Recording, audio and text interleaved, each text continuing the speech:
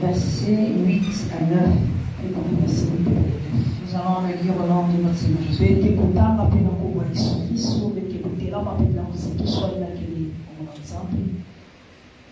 Ou quelle femme, si elle a 10 drachmes et qu'elle en perde une, n'allume une lampe, ne balaie la maison et ne cherche avec soin jusqu'à ce qu'elle la retrouve. Lorsqu'elle l'a retrouvée, elle appelle ses amis et ses voisines et dit: réjouissez-vous avec moi, car j'ai retrouvé la drachme que j'avais perdue. Amen. Amen. Est-ce que nous pouvons nous asseoir? Alors, comme vous le savez, le thème général de ce programme est le relèvement par sa grâce. Et mon soutien de ce soir, c'est la disposition intérieure. Parce qu'on ne peut pas parler de relèvement sans la disposition de l'intérieur. Alors, je voudrais parler de la disposition sous 5 formes.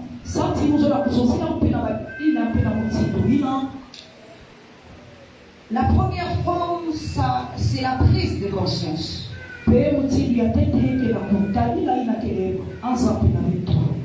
La prise de conscience. Parce que nous pouvons venir à l'église de nombreuses années, 20 ans, sans avoir une prise de conscience. Et il ne peut pas aussi avoir de relèvement dans notre vie si nous n'avons pas de prise de conscience.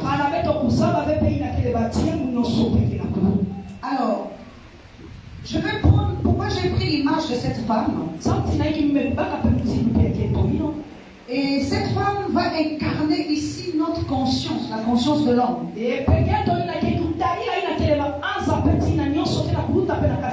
En fonction de la disposition. Alors, je voudrais expliquer par rapport à ce passage que représente la pièce qu'elle est en train de chercher. Vous voyez, la Bible nous dit qu'à un moment donné, le Seigneur voulait passer quelque part et on lui dit de payer le passage. Et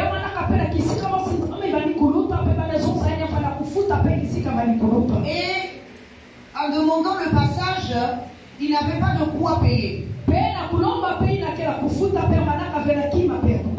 Alors, il a demandé à quelqu'un qui était parmi ceux qui étaient avec lui, qui avait une pièce. Il a demandé quelles étaient les fichiers qui étaient sous cette pièce-là. Et la personne a répondu que c'était les fichiers de César. Et lui aussi va dire que l'inscription et les fichiers sont à César. Donc rendons à César ce qui est à César et à Dieu ce qui est à Dieu. Donc ici, si je viens prendre la pièce, s'il y a les fichiers de César, c'est qu'il y a aussi les fichiers de Dieu. Or, les fichiers ici veut dire quoi? Une image. Et l'inscription, c'est le nom. Ça veut dire que l'homme que nous sommes, nous devons porter l'image et la ressemblance de Dieu. Amen. Amen. Alors, nous allons commencer d'abord par expliquer cette histoire de cette femme. La Bible dit que cette femme, elle a 10 drachmes. Je me suis posé la question, comment elle s'est rendue compte qu'elle avait perdu une drachme? Puisqu'elle a 10 drachmes dans sa main. Et elle en perd une. Et elle est dans une maison qui est dans l'obscurité. Mais à un moment donné, elle se rend compte qu'elle a perdu une drachme.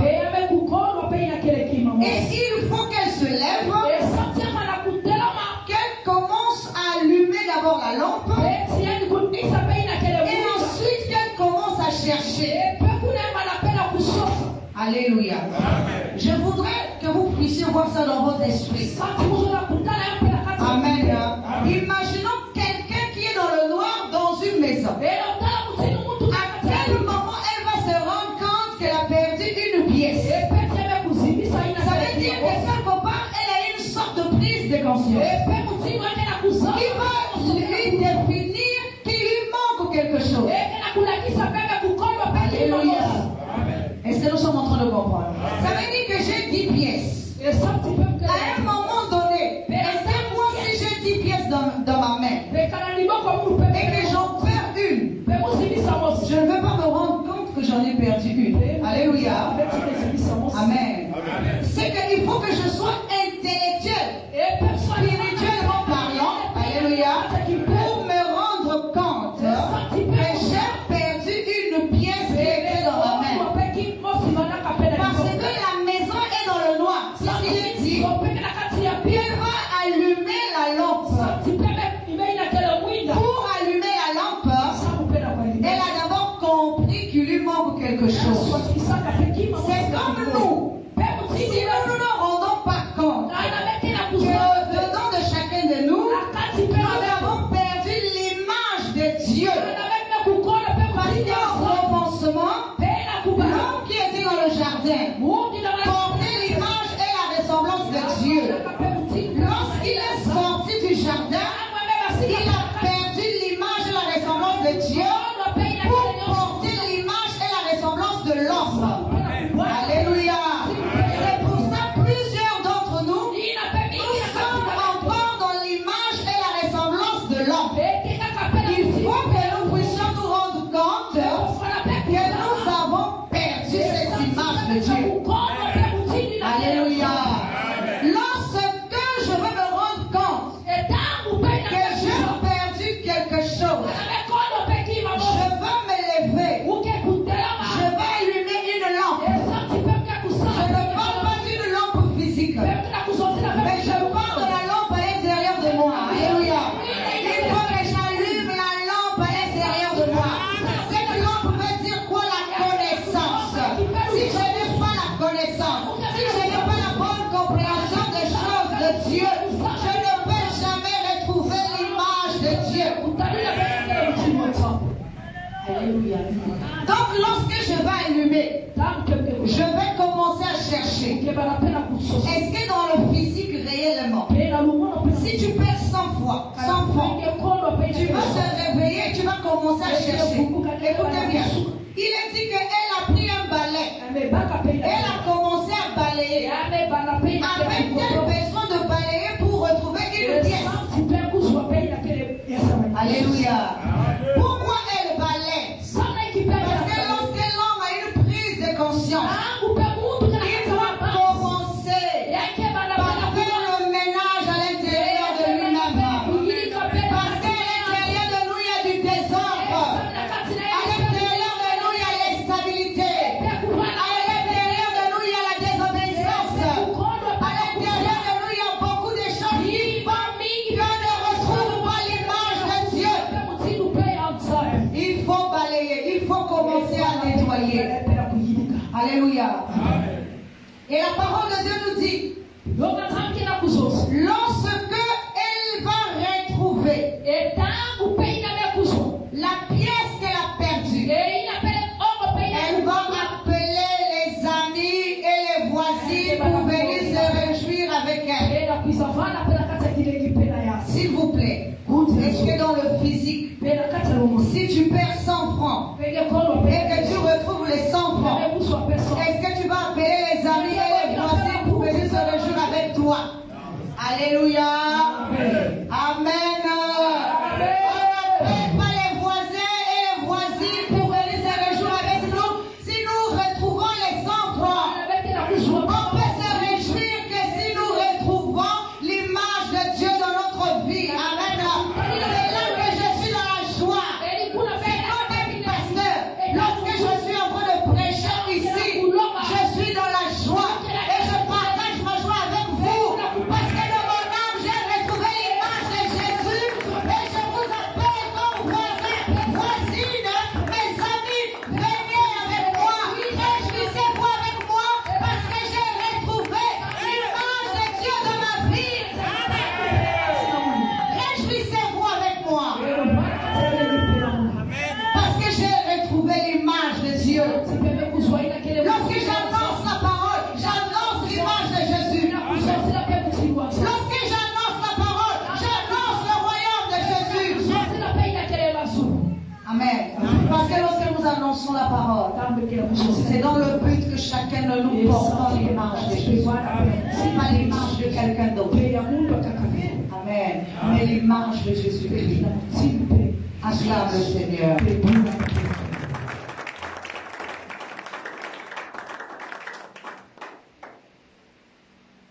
Alors, la deuxième disposition, nous allons parler de la réception, parce que tout à l'heure je parlais de la prise de conscience. Tout commence par la prise de conscience. Si tu n'es pas conscient que tu as appris quelque chose, tu ne peux pas la chercher. Si tu n'es pas conscient que tu as perdu quelque chose, tu ne peux pas la chercher. Tu ne peux pas allumer la lampe. Tu ne peux pas commencer à chercher. Amen.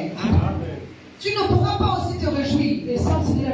Parce que lorsque nous connaissons Dieu, est-ce que vous savez que c'est un état d'esprit de réjouissance? En permanence, nous sommes dans la joie. Peu importe ce qui nous arrive dans la vie, parce que nous savons que nous avons été relevés. Lorsque je retrouve l'image de Dieu, c'est que je suis relevé. Je suis passé de l'homme mort à l'homme qui a la vie spirituelle. Quand je ne suis pas en Christ, je suis mort spirituellement. Mais quand je porte l'image de Jésus, je suis devenu un homme vivant spirituellement et je dois me réjouir de cet état. Amen.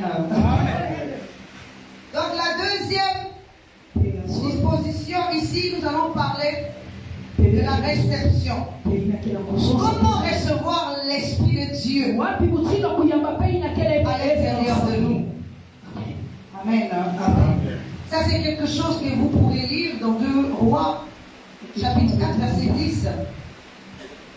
Alors, ici, vous connaissez cette histoire. C'est la disposition de la réception.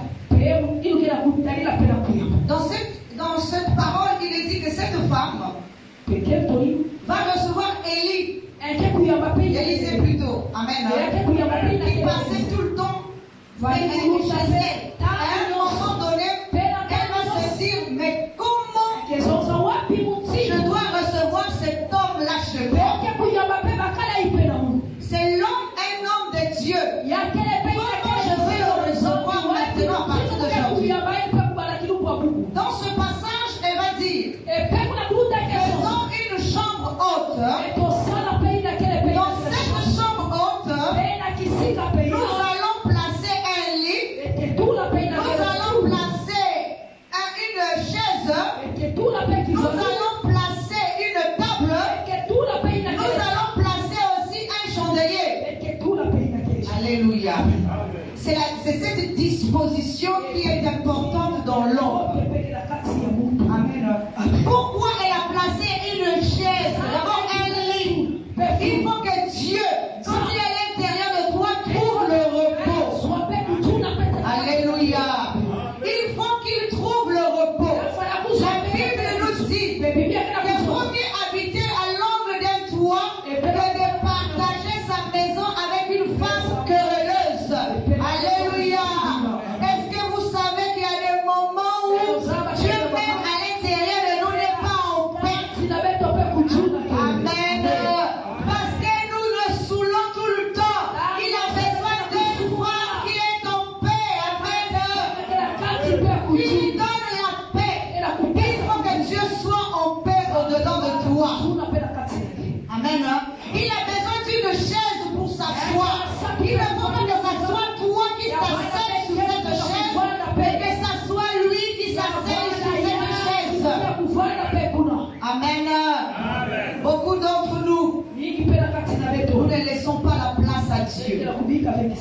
Parce que nous voulons contrôler tout nous-mêmes. Alléluia. Alors que nous devons laisser Dieu nous guider, nous parler, nous montrer le chemin. Parce que Jésus dit, je suis le chemin, la vérité et la vie. C'est lui qui est le chemin, c'est lui qui est la vérité, c'est lui qui peut te guider. Alléluia. Amen. C'est lui qui peut te guider. Amen. Donne-lui la chaise et il va s'asseoir. C'est une disposition que tu dois prendre à l'intérieur. Amen. Et il dit qu'il a mis une table. La table c'est fait pour manger, nous connaissons. Amen. Ça veut dire qu'à l'intérieur de toi, il faut également qu'il trouve de quoi manger. Amen. Maintenant, je vais te dire une chose. Dieu ne mange pas les choses physiques parce que Dieu n'est pas physique. Il a dit que, amen, que l'esprit a des désirs qui sont contraires à ceux de la chair. Ou la chair a des désirs qui sont contraires à ceux de l'esprit. Et il a dit que l'esprit a des fruits. Alléluia. Ça veut dire quoi? Dieu doit manger les fruits de l'esprit qui est au-dedans de chacun de nous. Et lorsque nous sommes improductifs, Dieu ne mange pas. Amen. Alléluia. Il y a des gens qui laissent Dieu affamer à l'intérieur d'eux. Pourquoi? Parce que Dieu a besoin de consommer les fruits de l'esprit. Ce sont la patience, la persévérance, l'amour, l'unité. Ce sont des choses que Dieu cultive ensemble. Il a besoin que tu développes la patience. Il a besoin que tu développes l'amour envers ton prochain. Il a besoin que tu développes la tolérance. Il a besoin que tu développes tous ces fruits-là. Sinon tu seras un fruitier stérile. Amen. S'il n'y a pas de fruits sur ton arbre, Dieu ne va pas consommer cela. Parce qu'il ne consomme pas la banane physique. Il ne consomme pas la pomme physique. Il ne consomme pas les oranges physiques. Mais il consomme ce qui est spirituel. Parce que Dieu est spirituel. Nous devons travailler sur nous-mêmes pour produire la patience. Ce n'est pas dans la nature de l'homme. La patience n'est pas dans la nature de l'homme. C'est pour ça que beaucoup de gens font tout et n'importe quoi. Parce qu'ils ne sont pas patients. Parce qu'ils n'ont pas foi. Parce qu'ils n'ont pas d'amour. Et donc ils développent pas mal de choses à l'intérieur. Amen. Dieu a besoin des gens qui développent des fruits spirituels. Les fruits de l'esprit. Les fruits qui vont égayer Dieu. Les fruits qui vont donner Dieu vie au-delà de toi. Alléluia. Les fruits qui vont maintenir Dieu au-delà de toi. S'il ne mange pas, amen, il ne peut pas continuer à demeurer au-delà de toi. Amen. Il a besoin d'être au-dedans de toi. Mais il a besoin aussi de vivre. Amen. Et il dit qu'elle a mis un chandelier. Un chandelier, vous savez qu'est-ce que c'est? C'est un sport où on place les bougies. Amen. Ça veut dire que Dieu ne peut pas demeurer à l'intérieur. Quand Dieu habite avec nous, en chacun de nous, mais il faut aussi que nous apprenions à allumer la lampe au-dedans de nous. Ça veut dire que l'esprit qui est en nous doit être éveillé. Il ne doit pas être un esprit endormi. Il ne doit pas être un esprit mort. Mais il doit être un esprit éveillé. Un esprit éclairé. Pas un esprit qui est obscur. Et tu es éclairé par la connaissance de Dieu. Tu es éclairé par la parole de Dieu. Tu ne peux pas venir à l'église tous les jours et tu ne connais pas la parole. Amen. Tu ne peux pas venir à l'église tous les jours si on te pose une question, tu ne connais pas. Même la parole, tu ne connais pas. Même le terre-à-terre, tu ne connais pas. C'est-à-dire le littéraire, tu ne connais pas. Maintenant, combien de fois ce qui est caché derrière? Alléluia. Dieu a besoin que tu saches comment le recevoir. Comment l'honorer.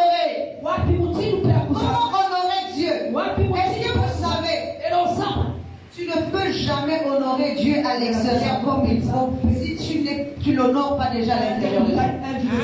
Tu ne sauras jamais honorer Dieu à l'extérieur si déjà au-delà de toi tu ne l'honores pas. Amen. Même servir Dieu dans l'église, tu ne pourras pas le faire correctement si à l'intérieur de toi tu ne le sers pas correctement.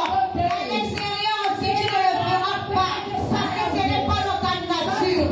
Il faut que tu rentres dans cette nature. Amen. C'est pour ça que nous avons du mal à servir Dieu.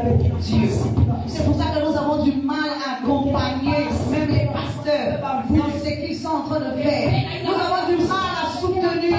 Nous sommes toujours en train de murmurer. Alléluia. Pourquoi nous murmurons? Parce qu'à l'intérieur de nous, nous sommes d'abord instables.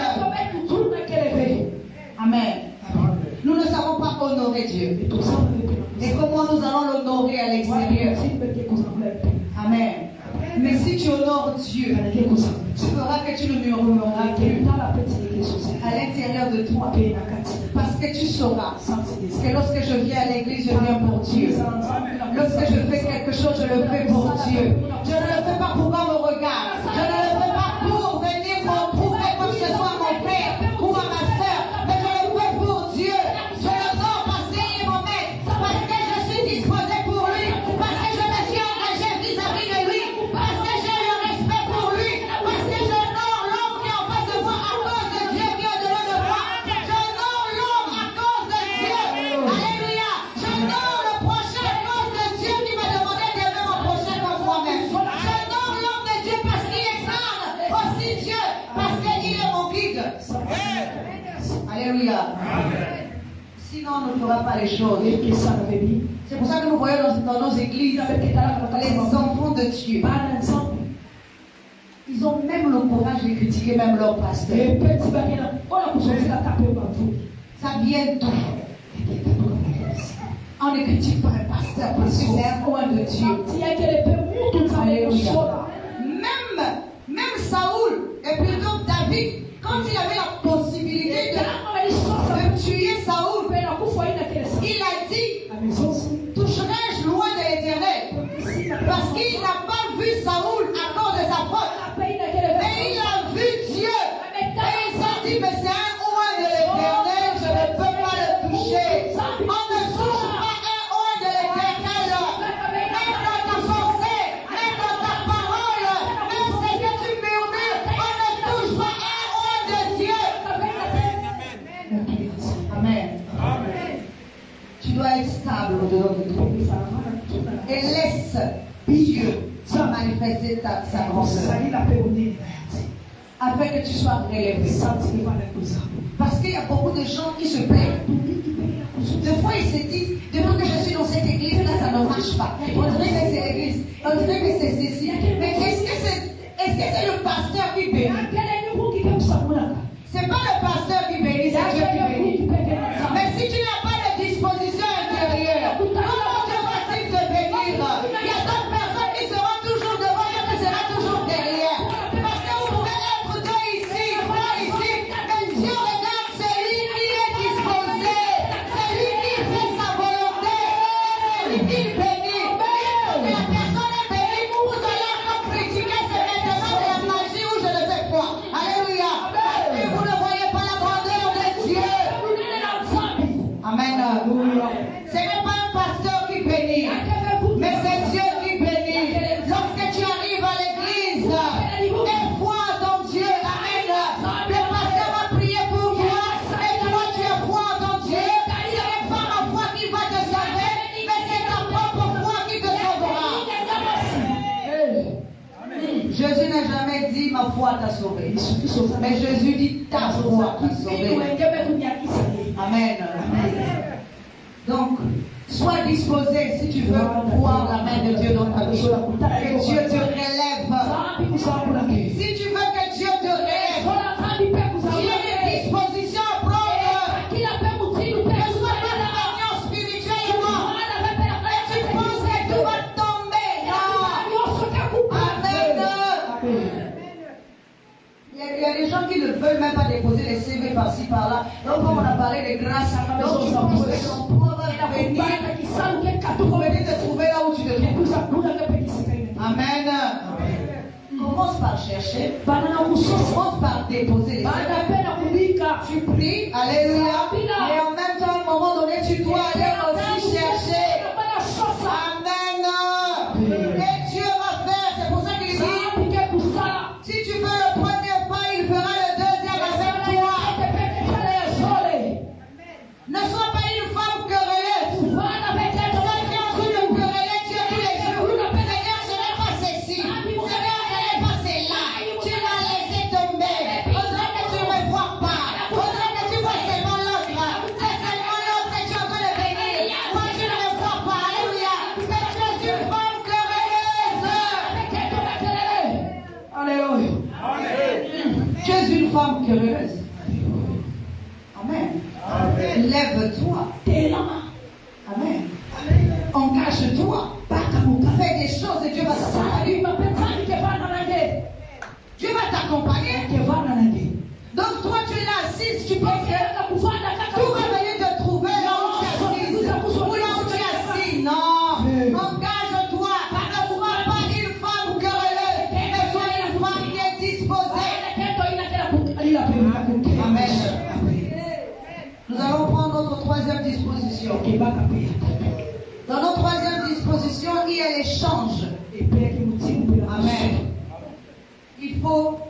Est-ce que vous savez qu'il faut que tu donnes la vie à Dieu à l'intérieur de toi avant que lui ne te donne la vie éternelle? Alléluia.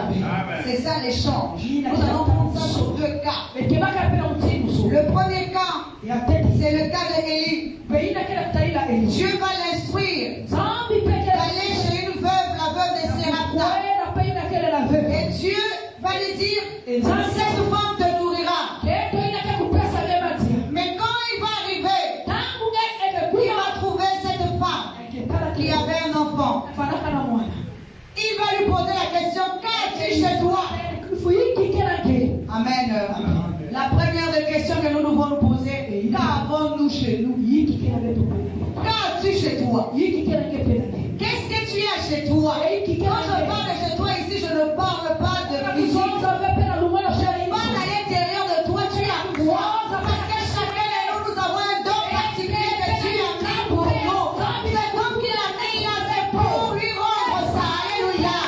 Pour mettre à sa disposition. Qu'as-tu chez toi? Qu'est-ce que tu peux offrir à Dieu? Qu'est-ce que tu peux faire pour Dieu? Il y a des gens qui viennent à l'église qui ne savent même pas qu'ils doivent servir Dieu. Alléluia.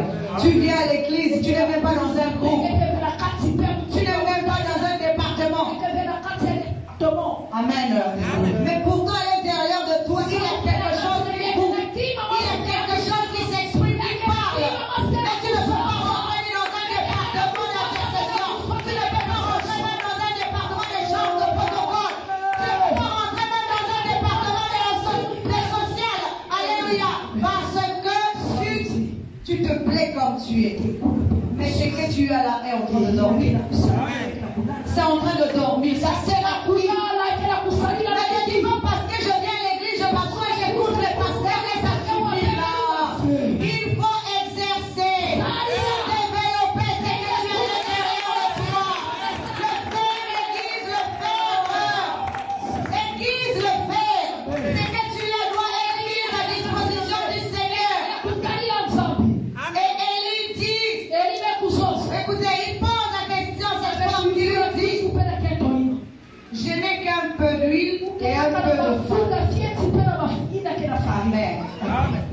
Alors, nous savons que l'huile spirituellement représente l'onction. Amen. Ça veut dire qu'elle déjà était consciente de ses guerres.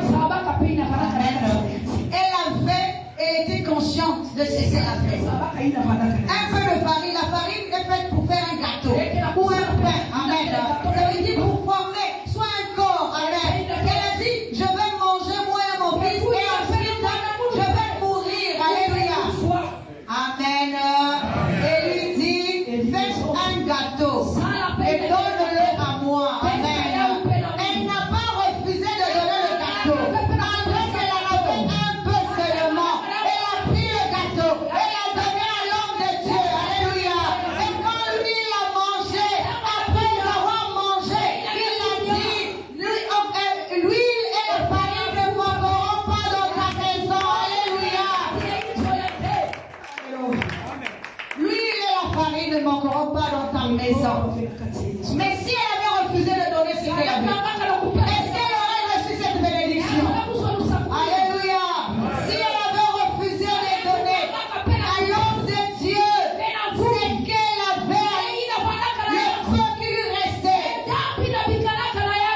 Écoutez, au lieu qu'elle mange, elle est pour peur, mais l'homme de Dieu va la bénir. Amen. Et du coup, elle ne va plus mourir. C'est pas ça. C'est la même chose. Lorsque nous donnons, parce qu'aujourd'hui nous avons un corps éphémère. Amen. Lorsque nous disposons ce corps pour Dieu, lui, il est disposé en nous et il nous bénit pour nous donner un corps éternel. Alléluia. Et notre corps, ce n'est pas celui-là qui est le corps éternel. Et dans le spirituel, il y a un corps éternel que seul Jésus qui peut donner. Ce n'est pas un autre esprit. Il n'y a pas d'autre esprit qui peut te donner le corps éternel. Il n'y a que Jésus-Christ. Si tu portes son image, si tu te disposes pour lui, si tu fais sa volonté, non seulement il te relève, mais il te donne aussi le corps éternel. Amen. Il te donne aussi le corps éternel. Le deuxième cas de cet échange que nous allons évoquer, c'est la Samaritaine. C'est une histoire que vous connaissez aussi. La Bible dit que quand la Samaritaine est venue voir Jésus, elle a trouvé Jésus au puits. Jésus va lui demander, donne-moi de l'eau. Est-ce que vous croyez que Jésus ne pouvait pas puiser de l'eau lui-même? Alléluia. Amen. Il lui a dit, donne-moi de l'eau. Et elle a commencé à rétorquer. Amen. Et Jésus va lui dire, si tu savais, si tu connaissais le don de Dieu, et celui qui est en face de toi, c'est toi-même qui lui demanderais de l'eau, et je te donnerai de l'eau vive. Alléluia. Amen. Alléluia. Jésus ne voulait. Amen. Jésus n'a pas pris l'eau de la Samaritaine. Amen. La Bible ne nous dit pas que la Samaritaine lui a puisé de l'eau. Mais Jésus voulait savoir si cette femme, l'eau qu'elle a, si elle avait la connaissance. Alléluia. Amen. C'est important de disposer son cœur pour Dieu. C'est important. Amen. Que tu échanges avec lui. Amen. Parce que c'est une disposition. Tu lui donnes ton corps et lui te donnera le corps éternel. Il est dit que cette femme qui était venue avec une cruche, à un moment donné, elle a laissé sa cruche. Elle est partie. C'est elle qui est partie annoncer la bonne nouvelle. Ça veut dire quoi? Si hier, amen, elle puisait de l'eau dans un corps éphémère, maintenant comme elle a reçu Jésus en lui, en elle, elle devient elle-même source d'eau et elle peut aller annoncer la bonne nouvelle. Amen. Amen. Parce qu'elle a laissé ce qui était éphémère. Elle-même est devenue cette source d'eau. Et elle est partie annoncer la bonne nouvelle. Toi aussi tu dois annoncer la bonne nouvelle. Toi aussi tu dois évangéliser. Toi aussi tu dois toucher le cœur des autres dehors. Le royaume a besoin d'être garni. Le royaume a besoin qu'on remplisse. On le remplisse. C'est ton rôle aussi. Ce n'est pas seulement le rôle du pasteur. Amen. C'est aussi ton rôle d'aller annoncer la bonne nouvelle. Tu dois échanger avec Dieu. Ce que tu prends de lui, c'est ça aussi que tu vas aller déverser chez les autres. Amen. Je suis en train de chuter. Bon, nous allons prendre notre 4e disposition. La 4e disposition ici, c'est le vouloir. Comme on dit, le vouloir, c'est le faire. Amen. Je vais prendre l'exemple de cette femme qui a perdu son une histoire que nous connaissons. Cette femme était atteinte de perte de sang depuis 12 ans. Mais à un moment donné, quand elle a entendu que Jésus était en train de passer, elle s'est dit, si je touche juste le bord de son vêtement, je serai guéri. Alléluia. J'aimerais que tu répètes après moi, je serai guéri. Amen.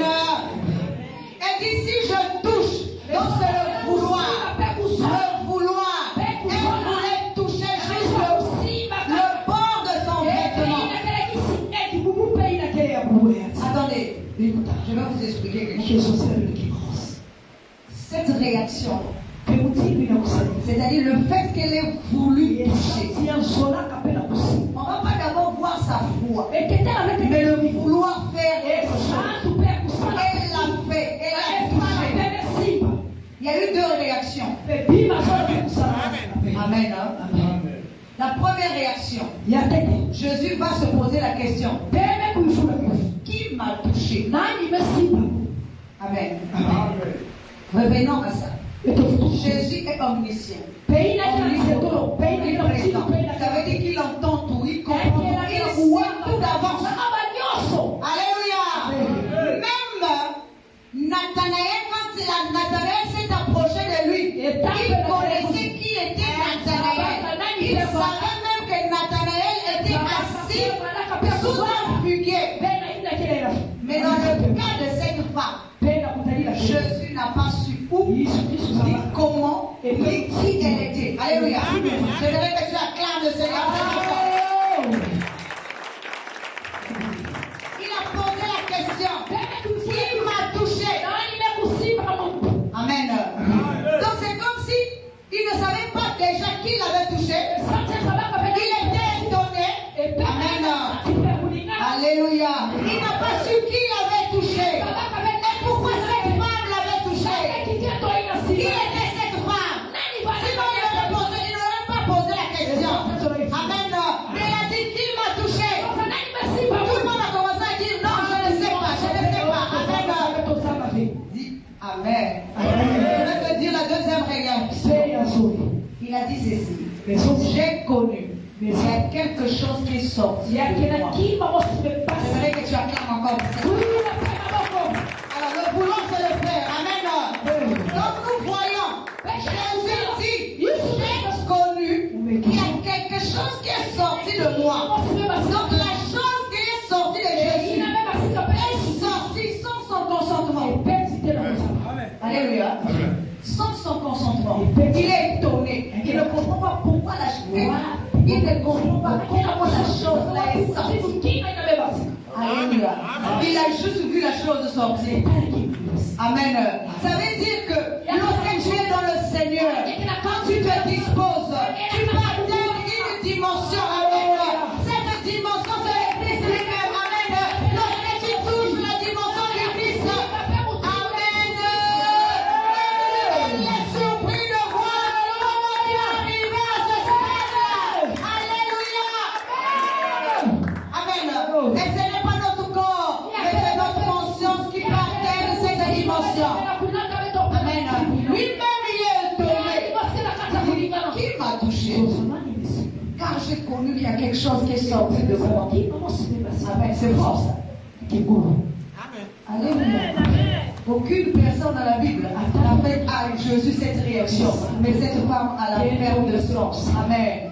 A fait sortir de Jésus quelque chose que même lui-même n'a pas su retenir. Amen. Il n'a pas su retenir ce qu'il avait. La chose est sortie. Amen. Ça veut dire que tu peux bousculer le trône de Dieu. Tu peux récupérer même quelque chose que lui-même ne sait pas comment le faire sortir. Alléluia. Tu as touché le trône de Dieu. Tu as remué. Amen. Et Dieu a lâché sans son consentement. Alléluia. Amen. C'est fort. Amen. Amen. Dieu peut. Pour elle, vous voyez la réaction. C'est parce que non seulement elle avait la foi, mais elle avait le vouloir. Elle a osé. Il y a des choses que nous n'arrivons pas à oser. Nous n'arrivons pas à oser, nous attendons. Même pour aider à l'église, nous attendons. Mais nous pouvons avoir de bonnes initiatives pour faire avancer l'œuvre de Dieu. Même dans notre propre vie. Amen. Ça veut dire que tu touches le trône de Dieu. Et même lui-même ne sait même pas comment il va te dire Amen. Même lui-même ne saura même pas comment il va te dire Amen. Amen. Alléluia. Et enfin, nous allons parler de notre je vais parler de la soumission. Alors, je vais prendre l'exemple de Marie de Magdala. C'est une femme qui était sous sécheresse et qui s'est convertie. Et elle s'est mise au pied du Seigneur pour écouter la voix du Seigneur. De toute la Bible. Amen. Elle est la seule personne que Jésus m'a enseigné en privé. Sinon les autres, soit c'est à deux, soit c'est à trois, soit c'est à plusieurs. Elle était dans un coin avec Jésus pendant que sa sœur Marthe était préoccupée par les choses. Amen. Et à un moment donné, c'est ça qu'on appelle la soumission. Nous pouvons être plusieurs ici. Nous pouvons faire beaucoup de choses. Mais à un moment donné, parmi nous, il y a une seule qui va se distinguer. Comment elle va se distinguer? Parce qu'elle est soumise à la volonté de Dieu. Elle est soumise à la parole de Dieu. Elle est soumise au Seigneur. Alléluia. Elle est au pied du Seigneur. Elle n'est pas préoccupée par les choses du monde. Amen. Mais elle est préoccupée par les choses du royaume. Marthe était préoccupée par les choses du monde. Dans la ville où nous sommes ici, il y a deux sortes de conscience. Ceux qui sont préoccupés par les choses du monde et celles plutôt qui sont préoccupées par les choses de l'esprit. Amen. La soumission à Dieu apportera aussi le relèvement. Amen. Si tu te soumets à Dieu, parce qu'il est notre époux, il te bénira. Il te relèvera. Amen. Vous savez, j'aime bien cette histoire de Marthe et Marie. Amen. Amen. Parce que Marie, vous savez, c'est pour clôturer, je suis en train de clôturer. Est-ce que vous savez que lorsque Jésus est ressuscité donc les morts, il n'a pas cherché les disciples. Alléluia. C'est pas moi qui le dis, c'est la parole. Il n'a pas cherché les disciples. Il n'a pas cherché sa mère. Mais il a cherché Marie de Magdala. La Bible dit, dans Marc chapitre 16, verset 9, qu'il a paru tout d'abord à Marie de Magdala. Alléluia. Il a paru tout d'abord à Marie de Magdala. Pourquoi? Parce que c'était une femme qui était soumise. Amen. Pourquoi aussi? Parce que le troisième jour, c'est elle qui était aussi au tombeau. Amen. Parce qu'elle avait écouté l'enseignement. Parce qu'elle avait retenu l'enseignement. Elle savait que le Seigneur devait ressusciter le troisième jour. Et le troisième jour, elle était au tombeau. Amen. Amen. Les disciples écoutaient sans écouter. Amen. Oh, j'aimerais dire à quelqu'un que je veux que tu écoutes maintenant. J'aimerais que tu sois celui qui écoute. J'aimerais que tu sois celui qui écoute. Celui qui écoute. Celui qui sait à quel moment Jésus va ressusciter devant de lui. Afin qu'il soit celui où Seigneur va porter la bonne nouvelle que Jésus est ressuscité. Amen. C'est pour ça que lorsque les hommes, certains hommes disent que la femme ne peut pas prêcher. Bon, le fait que Jésus dise à Marie de Magdala, va dire à tes frères que je suis ressuscité, ça s'appelle la bonne nouvelle. Et la bonne nouvelle, c'est un ministère. C'est le ministère de la résurrection. Il n'a pas confié ce ministère à un homme, et il a confié ce ministère à une femme. Le ministère de la résurrection a été confié à une femme, mais non à un homme. Alléluia. Alléluia. Grâce à sa disposition, grâce à sa soumission, grâce à ce qu'elle était. Amen. C'est pour ça que Jésus lui parle le ministère de la résurrection. Il dit va annoncer. Quand on parle d'annoncer, c'est le ministère. Je ne sais pas comment les hommes ne comprennent pas. Je ne dis pas tous les hommes, mais la plupart de ces hommes de Dieu qui disent que la femme ne peut pas prêcher. Est-ce qu'ils ont compris que la femme, on lui a donné d'aller annoncer la bonne nouvelle, la résurrection de Jésus? C'est ce que nous sommes en train de faire. Nous sommes en train d'annoncer la résurrection de Jésus. Amen. Alléluia. Alors j'aimerais que tu reçoives maintenant Jésus. J'aimerais maintenant que tu reçoives Jésus. Parce qu'il est ressuscité. Il est le ressuscité du troisième jour. Il est le vivant. Il est au milieu de nous. Reçois Jésus-Christ.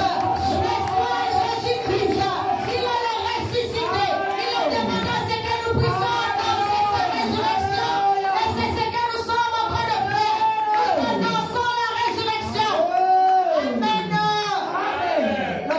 soit Jésus, tu es aussi élevé. Alléluia. Que la parole de Dieu trouve la vie.